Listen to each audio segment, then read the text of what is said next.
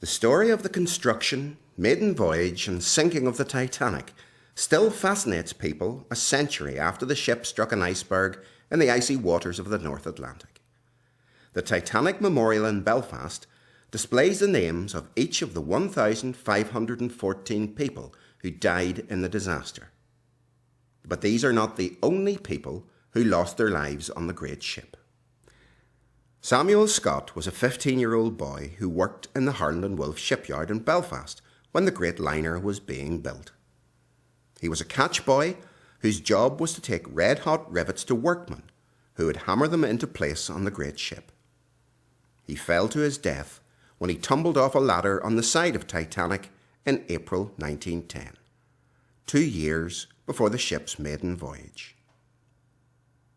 Author Nicola Pierce has researched Samuel's story, along with details of the passengers and crew who were on the great liner as it sailed to New York. Blending facts with the writer's imagination, in her novel Spirit of the Titanic, she has allowed Samuel's ghost to travel on the fateful voyage, watching with interest and dismay as the dreadful events unfolded. Samuel's name may not be engraved on this memorial, but he was the very first death associated with the Titanic. Like many working-class Protestant boys, he left school at 14 and went to work in the Harland & Wolff shipyard. The work was tough, but Samuel loved being part of a team that was working on the greatest ship the world had ever seen. However, the job could be dangerous, even deadly, as poor Samuel discovered. I stopped climbing to catch my breath.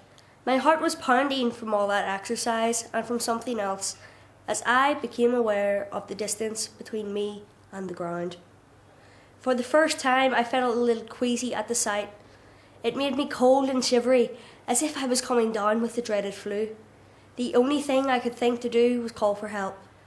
Clinging blindly to the ladder, I shouted out, praying that someone would notice me. Only I couldn't hear my voice. What was happening to me? I instinctively let go of the ladder and heard Charlie scream, "No!" That calm, sunny day is one I will always remember and can never forget, because the 20th of April in the year 1910 was the day that I, Samuel Joseph Scott, died. I'm standing on the very spot where the Titanic was built. It was at these giant slipways that on the 20th of April in 1910, Samuel Joseph Scott fell 23 feet from the side of Titanic. Samuel worked as a catch boy, which was a junior member of the rivet squad. Now, the riveters in Harland & Wolff said they had the most important job of all. In fact, they called themselves the kings of the shipyard.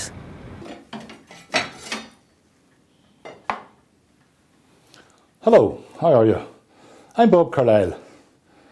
I'm a riveter working down in the Harland & Wolff shipyard. We're the men that built the Titanic. Now, it wasn't just me built it.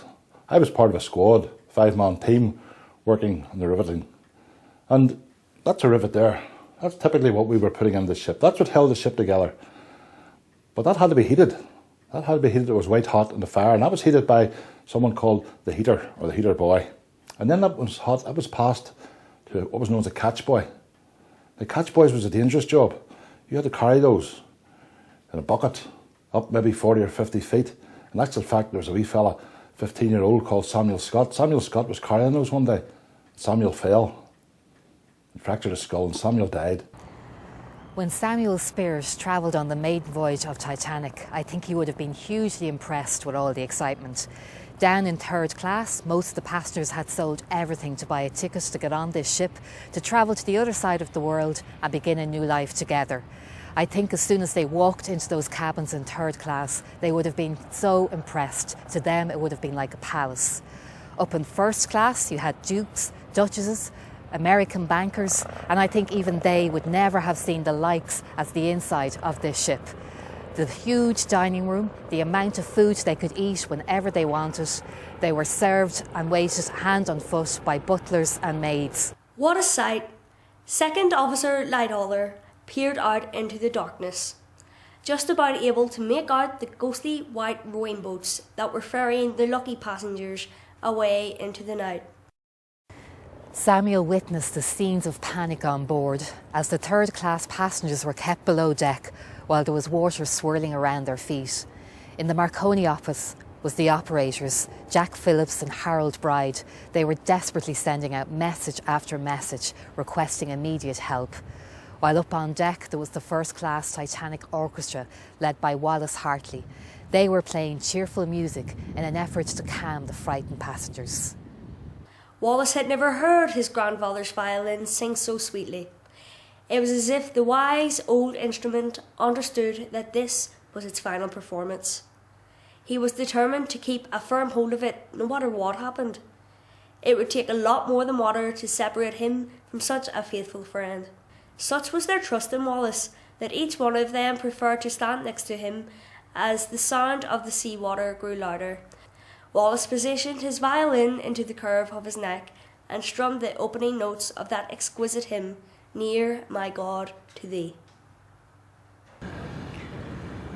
Over 1,500 men, women and children died that night, including, of course, Captain Edward John Smith, who must have felt ultimately responsible for this disaster and the huge loss of life. What a horrible sight it must have been to see this great ship rip in two and then slowly descend beneath the icy waters of the North Atlantic Ocean. Captain Smith readied himself for the violence that he knew was coming. As the ship began to topple, the water crashed through the window of the bridge room, just seconds before he was met by the ocean. He straightened his collar, puffed out his broad chest, and stood to attention. Unimpressed by the stripes on his jacket, the ocean knocked him clean off his feet and dragged him back out through the window to spit him into the wide open sea.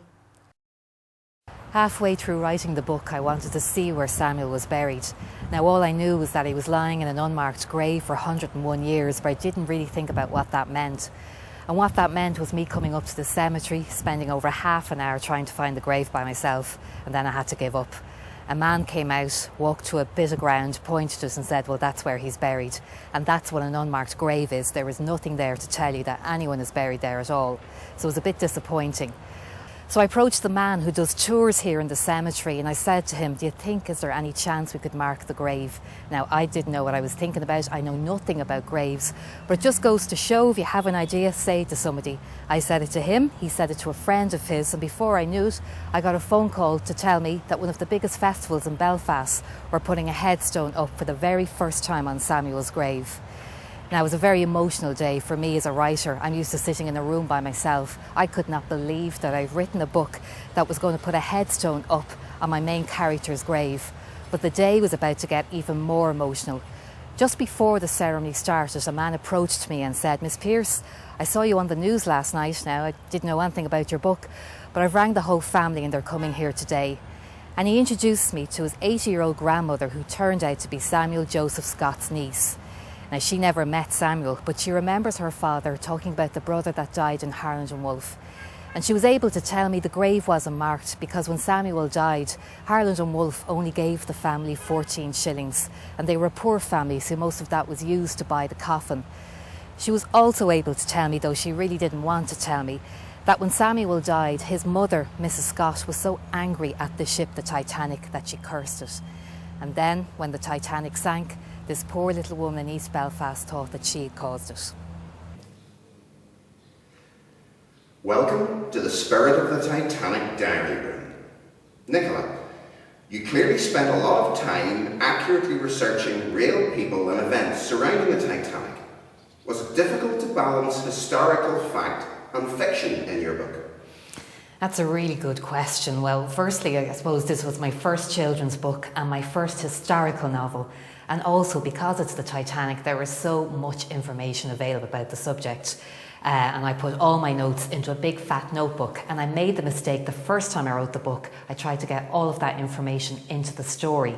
And I handed it over to the publisher, and they got back to me and said there's too much fact and not enough story. So a writer can make the mistake. It's like you're answering questions for an exam paper and you just want everyone to know how much you know. But of course, you really do need that information, but you don't have to put it all into the book. But in order for me to bring that year alive, or 1910, 1912, that information is very important. It allows me to use my imagination and then create the story.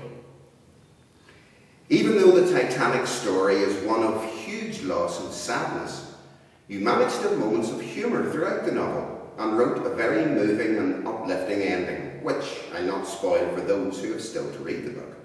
How important is it to have a balance of dramatic incidents, believable details and lighter moments in a novel?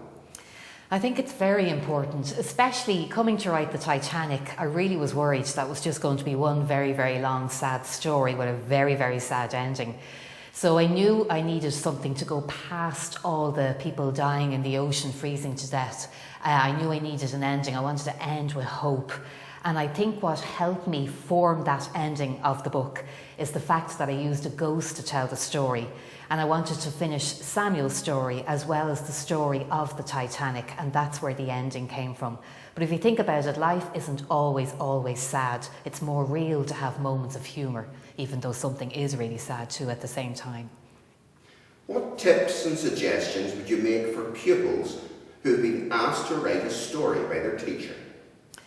The most important thing for me as a writer, some writers will say the most important thing is the story. For me, it's the character. I've spoken to children and they've started stories and then they get stuck and they don't know how to finish them. And what I would say to them is, if you create a character that you really believe in and they become like your best friend, no matter how stuck you get, you want that character to continue on with their day and live their life. So what I would do is I close my eyes and it's like watching a film of this person I've created in my head, and then I just write down what I see. I let them continue on with their day, and once you really like your character, you'll want their story to have an ending. What advice would you give for someone who wants to become a writer? Well, I think the most important thing, I think any writer will tell you, if you want to become a writer, you have got to read. Read as much as you can. All type of books, even comics. As long as you're reading, you're always going to learn something.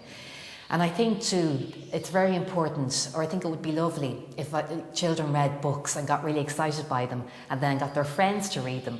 Like if you were listening to, I don't know, maybe One Direction or a song you really liked, or you see a film that you love, you'll always tell your friends, you have to listen to this, you have to go and see that film. Well, why can't you do the same with books? They're just as exciting.